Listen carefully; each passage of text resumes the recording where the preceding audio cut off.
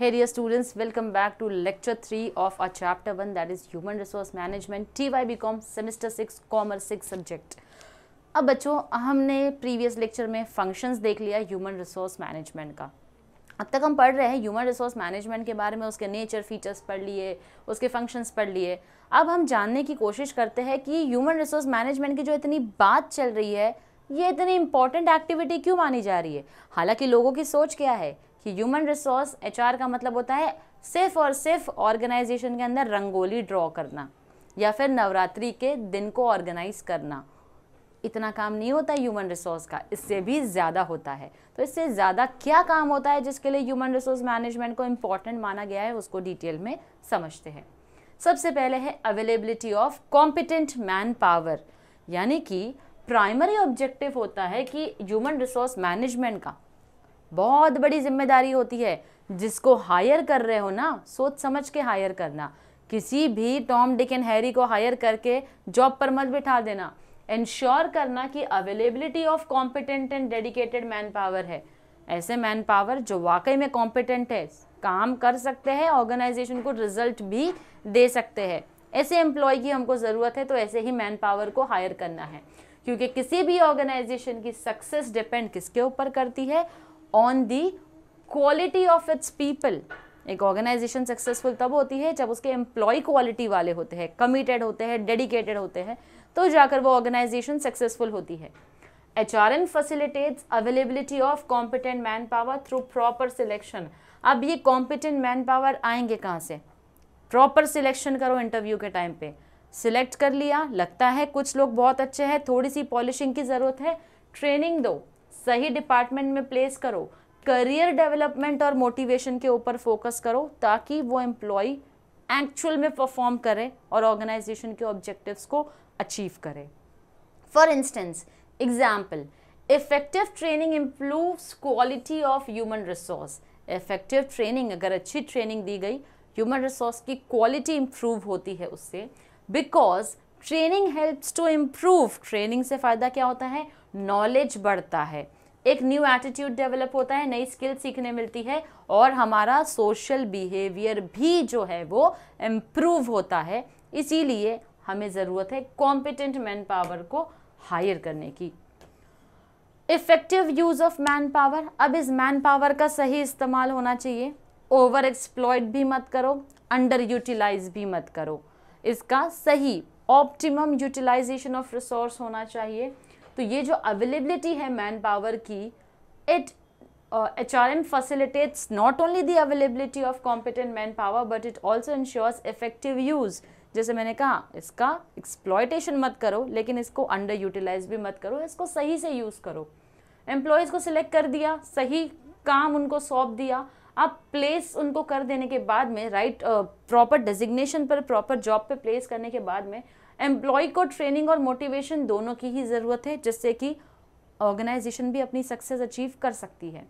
HRM activities जो है उसका हिस्सा है सिलेक्शन, ट्रेनिंग, प्लेसमेंट, मोटिवेशन। इससे मैन पावर जो है उसका यूज़ सही तरीके से किया जा सकता है जब ये सारे फंक्शंस हम मैन पावर के ऊपर परफॉर्म करते हैं। Then motivation of manpower, human resource management जो है वो मैन पावर को मोटिवेट करने की बात करता है। ऑर्गेनाइजेशन की परफॉर्मेंस जो है, जैसे ऑर्गेनाइजेशन अच्छा परफॉर्म कर रही है, कैसे पता चलता है? मार्केट शेयर बढ़ गया, ऑर्गेनाइजेशन की परफॉर्मेंस अच्छी है, प्रॉफिट बढ़ गया, ऑर्गेनाइजेशन अच्छा परफॉर्म कर रही है, कॉर्पोरेट इमेज इंप्रूव हो गई, अच्छा परफॉर्म कर रही है। तो अल्टीमेटली इससे पता चलता है कि ऑर्गेनाइजेशन की परफॉर्मेंस अच्छी है, तो a part of the profits can be utilise to motivate employees. अब ये जो हमारा प्रॉफिट आया ना, इसको हम यूज़ कर सकते हैं एम्प्लॉयज़ के बेटरमेंट के लिए, उनको एडिशनल मॉनिटरी या नॉन मॉनिटरी इंसेंटिव्स हम दे सकते हैं। Nowadays in professional firm, employees are rewarded with performance linked incentives। Professional firms में क्या होता है? एम्प्लॉयज़ को इंसेंटिव्स जो मिलते हैं वो उनके परफॉर्मेंस के ऊपर ही बेस्ड होते हैं। इसीलिए motivated employees put in their best efforts to enhance organisational performance. देखो, हर किसी को सिर्फ शाबाशी नहीं चाहिए, कुछ चाहते हैं हमको पैसे चाहिए। अगर मेरी परफॉर्मेंस अच्छी है, उसके लिए मुझे अच्छे पैसे मिलेंगे, तो मैं और अच्छा परफॉर्म करूंगा या करूंगी। अल्टीमेटली मॉनिटरी बेनिफिट्स जो है वो एम्प्लॉयज़ को ज़्यादा मोटिवेट करते हैं compared to your non monetary benefits. ऐसा नहीं है कि नॉन मॉनेटरी से एम्प्लॉयज़ मोटिवेट नहीं होते हैं, डेफिनेटली होते हैं, लेकिन उसके लिए ज़रूरी जो है वो ये है कि देखो फ्री में कोई भी काम नहीं करता, सबको पैसे चाहिए, हर कोई काम कर रहा है पैसे के लिए कर रहा है। अगर ऐसा कोई इंसान है जो ये बोलता है कि मैं पैसे के लिए नहीं पैशन के लिए काम कर रहा हूँ, ऐसा बोलने के पहले मेक श्योर करना कि आपके बैंक अकाउंट में सफिशिएंट बैलेंस होगा, फिर ऐसे डायरेक्ट डिलीवरी कहीं पर किसी को देना। उसके अलावा हर किसी को पैसे की ज़रूरत है और उसमें कोई बुरी बात नहीं है। बुरी बात यह है कि गलत तरीका ना इस्तेमाल करें पैसे कमाने का, सही तरीका इस्तेमाल कर रहे हो, अपने आप अपने जॉब से सेटिस्फाइड रहोगे, मोटिवेटेड भी रहोगे काम करने के लिए, आप सक्सेसफुल हो रहे हो तो डेफिनेटली ऑर्गेनाइजेशन भी सक्सेसफुल होगी। Next is morale of employ. Now morale is a group phenomenon. In any organization, employees need to work in a group. Therefore, HR managers constantly make efforts to improve employees' morale. Moral जो है एक group phenomena है, यानी कि कोई भी organisation में employees एक टीम मिलकर काम करती है, ग्रुप में काम करती है, और एचआर मैनेजर्स कंटिन्यूसली ऐसे एफर्ट्स करते हैं कि एम्प्लॉय की मोरल को और ज़्यादा क्या कर सके, बूस्ट कर सके। अब ये कैसे होगा? ग्रुप इंसेंटिव्स देकर होगा। अगर ये टीम ने अच्छा परफॉर्म की तो ये टीम को ये बेनिफिट मिलेगा। Group incentives, inviting suggestions from group members, उस पर्टिकुलर ग्रुप मेंबर्स से हम सजेशन ले रहे हैं। Encouraging team spirit from that particular group. Next is career development of employees. अब human resource management career development of employees के ऊपर focus करती है। जैसे हमने इसके फंक्शंस के अंदर भी पढ़ा था, एचआर मैनेजर कई सारे एफर्ट्स लेते हैं एक अच्छा एनवायरनमेंट क्रिएट करके देने अपने एम्प्लॉय के लिए, जिससे कि उसका करियर बढ़े। करियर एडवांसमेंट या करियर डेवलपमेंट कैसे होता है? हमेशा छोटे लेवल पर सोचोगे तो छोटे ही रह जाओगे, बड़े लेवल पर पहुंचना है तो उनके जैसा सोचना पड़ेगा, चैलेंजिंग टास्क को लेना पड़ेगा। आपको प्रमोशन दे दिया, डेजिग्नेशन बढ़ा दे दिया, जिम्मेदारी बड़ी दे दी, वो भी एक चैलेंज है, काम करना ही पड़ेगा। बिना ट्रेनिंग के आपको नहीं मिलेगा तो आपको ट्रेनिंग भी दी जाएगी। इस तरीके से आपके करियर को डेवलप किया जा रहा है। नेक्स्ट है competitive advantage. Human resource management generates competitive advantage to the organisation. Effective HRM policies and practices make the manpower competent and dedicated. अगर एम्प्लॉयज़ बहुत अच्छे से काम कर रहे हैं, अच्छा परफॉर्म कर रहे हैं, तो ऑर्गेनाइजेशन परफॉर्म कर रही है। ऑर्गेनाइजेशन परफॉर्म कर रही है, अपने आप कॉम्पिटिटर्स के ऊपर उसको एडवांटेज मिलता है। तो अगर आपके कॉम्पिटेंट स्टाफ का परफॉर्मेंस अच्छा है, ऑर्गेनाइजेशन सक्सेसफुल हो रही है, तो कॉम्पिटिटर के ऊपर आपको एक बेनिफिट मिलता है। The performance of the organisation improves due to competent workforce. Company की या ऑर्गेनाइजेशन की परफॉर्मेंस इसीलिए अच्छी है क्योंकि वर्कफोर्स अच्छा परफॉर्म कर रही है। For example, due to training and motivation the employees can come up with innovative ideas.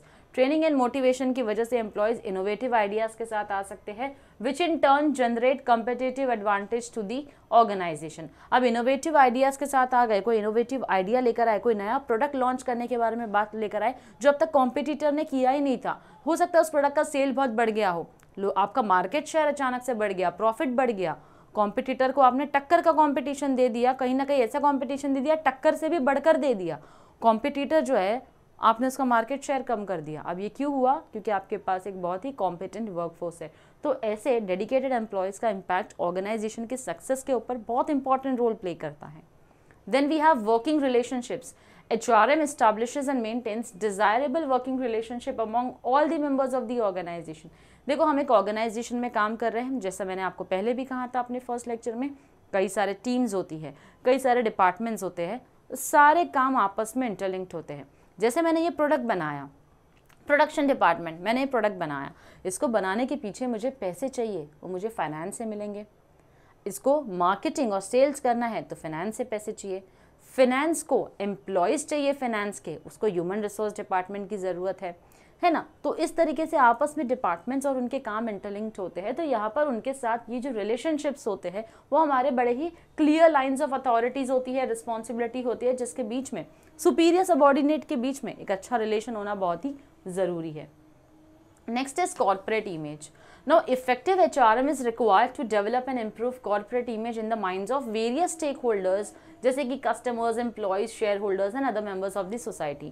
अब यहाँ पर HRM में आपके corporate image भी important role play करती है आपके सभी stakeholders की नज़रों में, चाहे आपके customers हो, आपके इन्वेस्टर्स हो या आपके एम्प्लॉयज़ हो, इन सब की नज़रों में आपकी कॉर्पोरेट इमेज क्या होनी चाहिए? इम्प्रूव होनी चाहिए। Practices adopted by HR managers have a direct impact on the corporate image of the organization. HR manager की जो भी प्रैक्टिसेस होती है विद रिस्पेक्ट टू एम्प्लॉयज, उसका इम्पैक्ट ऑर्गेनाइजेशन की परफॉर्मेंस पर होता है, जिसका डायरेक्ट इम्पैक्ट कॉर्पोरेट इमेज के ऊपर होता है. Next we have is social objectives. Now business firms fulfill their corporate social responsibilities. HRM plays an important role in fulfillment of CSR of the organization. तो CSR corporate social responsibility बहुत अच्छा concept है. Philanthropist activity होती है organisation की, जहाँ पर वो चैरिटी या डोनेशन वर्क के ऊपर क्या करते हैं, फोकस करते हैं. तो कॉर्पोरेट की सोसाइटी की तरफ कुछ रिस्पॉन्सिबिलिटी है जिन्हें वो निभाते हैं. Through effective training and development, employees are motivated to produce quality goods and services and take appropriate measures towards social development, including environmental conservation. Employees को बोला जाता है नए क्वालिटी ऑफ प्रोडक्ट ऑफर करो. क्वालिटी ऑफ प्रोडक्ट ऐसी होनी चाहिए कि एनवायरनमेंट को बचाया जा रहा है. Green products for example, environmental conservation के बारे में सोचता है ना, जहाँ पर बहुत ज़्यादा पोल्यूशन ना हो.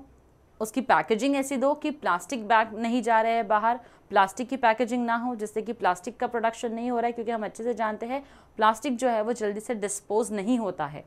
100 ईयर्स बाद भी आपको मिल जाएगा. उसका डिस्पोजल थोड़ा एक प्रॉब्लम है. अगर आप उसको जला दोगे तो उससे जो एनवायरनमेंट में पोल्यूशन होगा वो बहुत ही ख़राब होगा.